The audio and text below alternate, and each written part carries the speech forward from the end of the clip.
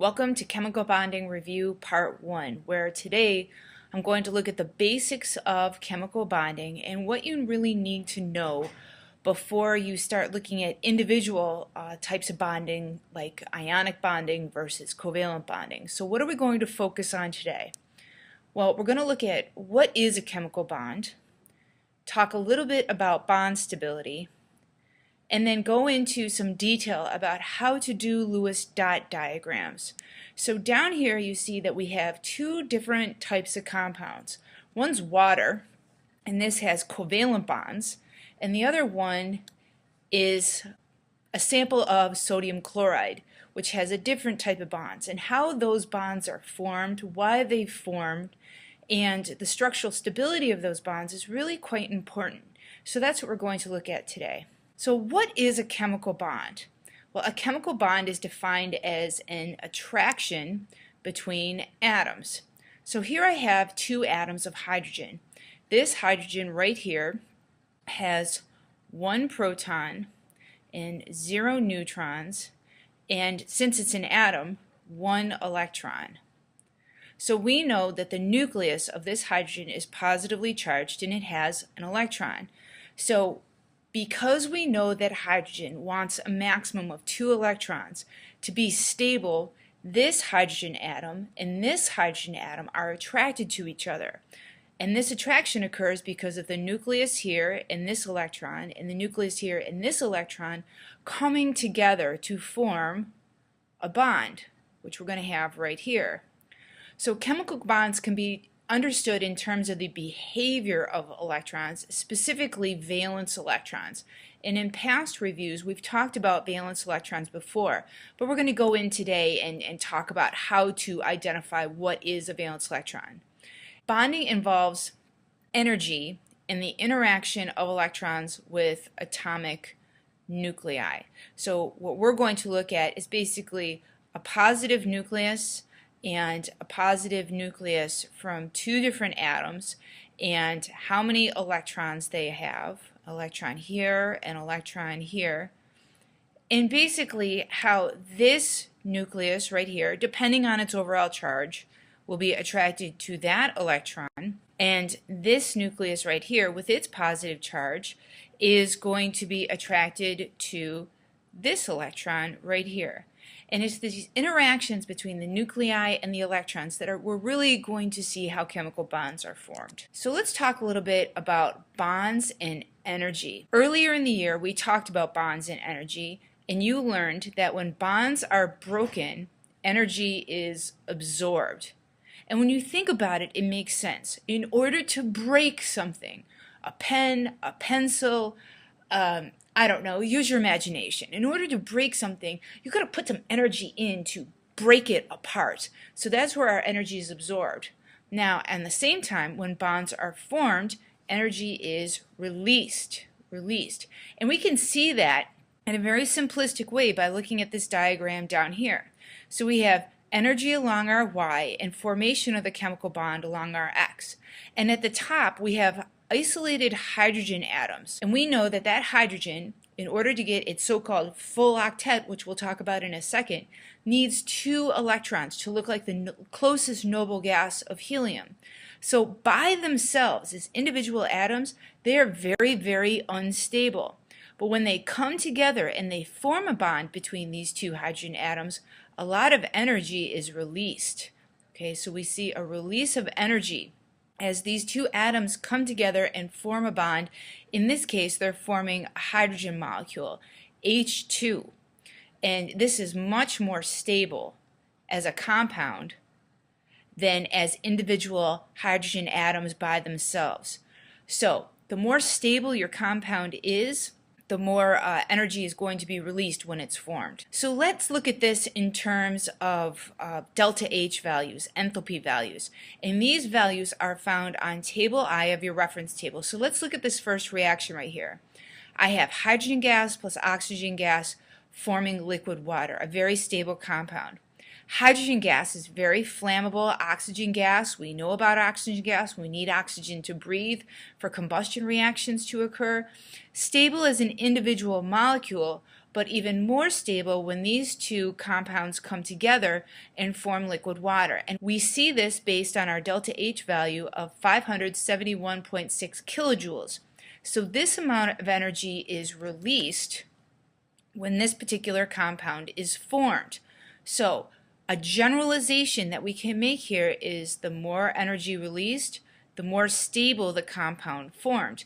So let's say a question that you might be given is, here's 4 different types of compounds. Which one, when formed, is the most stable? This is a situation where you would go to table I and you look at the delta H values and you'd find the one that is that releases the most energy when formed.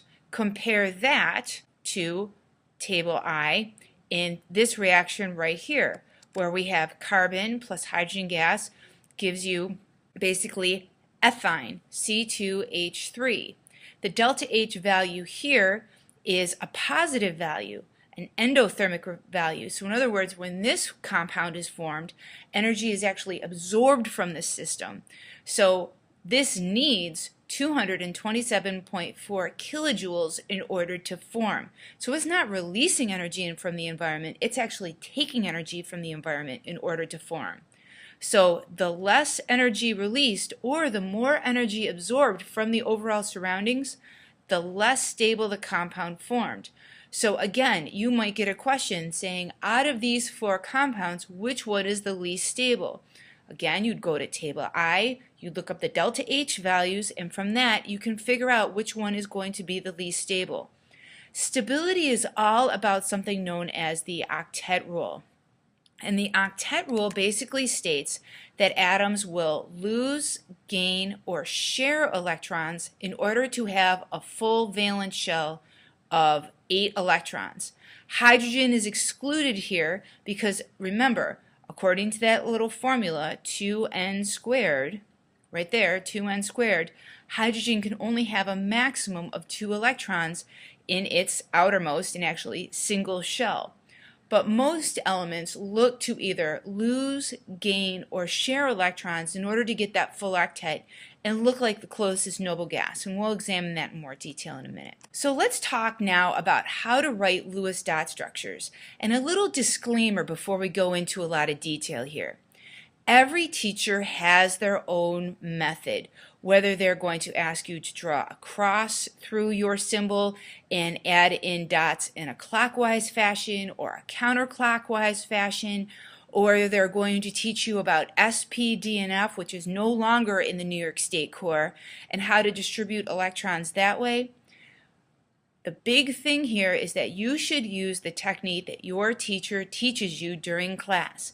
I like my technique because it helps avoid some problems with molecular shape down the road, but in general this is just one method of many of how to draw Lewis dot diagrams and going on to form chemical compounds. So that being said, let's imagine a box around the element symbol. So 4 sides to our box. And our X is going to represent all elements on the periodic table, and it's our general format. Notice that there's no X on the periodic table. On here, no X. There's an XE, but no X. So the X is just a very general statement of how we're going to organize our electrons. So when writing Lewis dot diagrams, use the specific element symbol, not the X, and the appropriate number of dots. And that's what we're really going to look at today, is how many dots should we be putting around these particular symbols.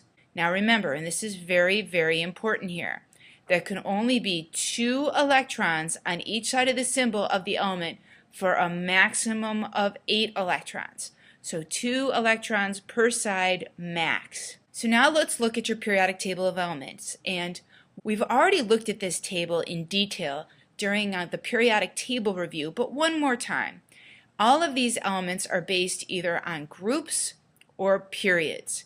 And if we look at individual groups, we can look at electron configurations, and therefore we can figure out valence electrons. So let's look at strontium. Okay, here's strontium right here. And the symbol for strontium is SR. And SR is in group 2. So if I was to look at the electron configuration for strontium, I'd see that it's 2, 8, 18, 8, 2. So that last number is 2. That's the number of valence electrons. So ultimately, that's the number of dots that I'm going to put around this particular symbol. Now let's look at bromine. Bromine has a symbol of Br, and it is in group 17. If I look at the electron configuration for bromine, it's 2, 8, 18, 7. Again, that last number is the number of valence electrons, so therefore that's the number of dots that are going to go around the particular symbol for bromine. Now what we're going to do very quickly is go through the groups and talk about how to distribute the electrons. Let me say it again. Your teacher might have a different way of doing that, and that's fine. This is my particular way of organizing the dots. So the first one is group 1, the alkali metals, and all alkali metals will have 1 valence electrons. Remember here, hydrogen is not a metal. It's often its own special little group by itself. It's a nonmetal, but we keep it over with the group 1 because it has 1 electron associated with it. In order to distribute the dots around the group 1 metals, we're going to put 1 electron on one side of the box. So, there's my 1 dot. Okay, that's representing, that dot right there represents an electron. So if I look at it, cesium, for example, it has an electron configuration of 2, 8, 18, 8, 1. It ends in 1, so therefore it gets 1 dot right there. Lithium. Lithium is 2, 1. 1, it ends in the number 1, it gets 1 dot. Can it be on a different side? Of course it can be on a different side. Let's look at sodium. Sodium has an electron configuration of 2, 8, 1. It ends in the number 1, so it gets 1 dot. So again, the dots can be in all different locations depending on what you need and what you're going to work with. Let's talk about group 2. Group 2, your alkaline earth metals. These are going to have 2 valence electrons. So for the second electron, place it on the same side. Now this is where my technique might differ from your teacher's. That's fine. I follow more of an SP, D, and F way of distributing electrons, but for the sake of review for right now, we're just going to keep our 2 dots together. So 1, 2 dots. So let's look at magnesium. Magnesium has an electron configuration of 2, 8, 2. That last number is 2, so it has 2 dots. 1, 2.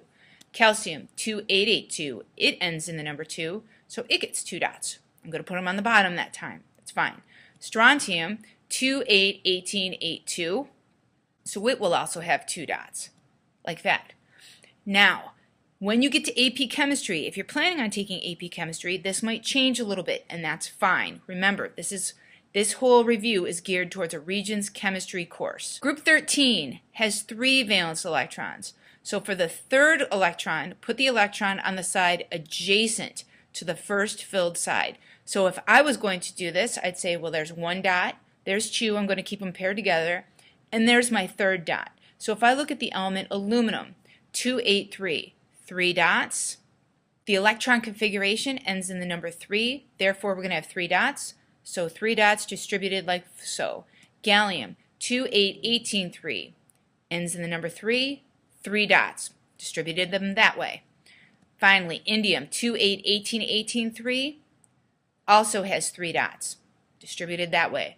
That's fine. Group 14. 4 valence electrons. This is the group that starts with carbon at the very top. Now this is going to be a little bit different than how we've seen up to this point. We've been keeping our first 2 dots together. With this group, things tend to change a little bit because now when you have 4 electrons, what we're going to do is we're going to place 1 electron on each side of the symbol. In AP Chemistry, we get into something known as hybridization, but we're not going to talk about that right now.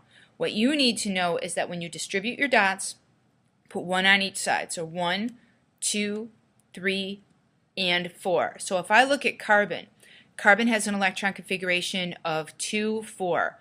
Ends in the number 4, 4 dots. 1, 2, 3, 4. There we see them distributed in a clockwise fashion. For silicon, it's 2, 8, 4. So again, ends in the number 4. Distributing 4. So 1, 2, 3, 4. This time I went counterclockwise. Absolutely fine. And finally, for germanium, 2, 8, 18, 4. We see that 4 at the bottom. 1, 2, 3, 4. So in group 14, those 4 electrons, those 4 valence electrons are going to be distributed one on each side of the box. Let's talk about group 10, or 5 valence electrons. For 5 electrons, place the first 2 electrons on the same side and then distribute the next 3, one to each of the remaining symbols. So if we see that here, 1, 2, 3, 4, 5. So we have 2 electrons together and 1 on each side. So for nitrogen, we're going to have 2, 5, ends in the number 5. So 1, 2, 3, 4, 5. And then for phosphorus, 2, 8, 5. So 1, 2, 3, 4, 5. Let's talk about group 16. Now we have 6 valence electrons. So for 6 electrons, follow the rules for 5 electrons. But in this time, the 6th electron must be adjacent to the first filled side. So 1, 2, 3, 4, 5, 6. So we're going to have 2 lone pairs that are adjacent to each other, where these unpaired electrons are also adjacent to each other. So oxygen has an electron configuration of 2, 6. So 1, 2, 3, 4, 5, 6. And selenium is going to have an electron configuration of 2, 8, 18, 6. So again, we're going to distribute our 6 electrons, 1, 2, 3, 4, 5, 6. Group 17, 7 valence electrons. For 7 electrons, distribute 2 electrons to each side, and the 7th one is going to be by itself. So 1, 2, 3, 4, 5, 6, 7. And it doesn't really matter what side that one unpaired electron is located. So for fluorine, we're going to have 2, 7. It ends in the number 7. 1, 2, 3, 4, 5, 6, 7. And for chlorine, 2, 8, 7. And again, we're going to see how the electrons are distributed for group 17. Finally, group 18, 8 valence electrons. We're going to max this out. So for this one, we're going to put 2 electrons on each side of the symbol. So 1, 2, 3, 4, 5, 6, 7, and 8. So for neon, it has an electron configuration of 2, 8. So 8 electrons around it. Helium is the exception to the rule, as having an electron configuration only of 2. So just 2 electrons together on one side. And finally, one more example, argon 2, 8, 8. So 8 electrons distributed around the symbol as such.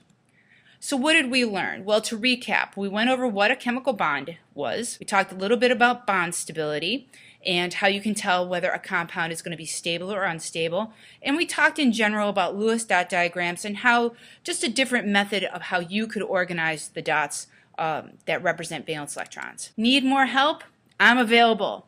So you can contact me at the email below. Have a great day.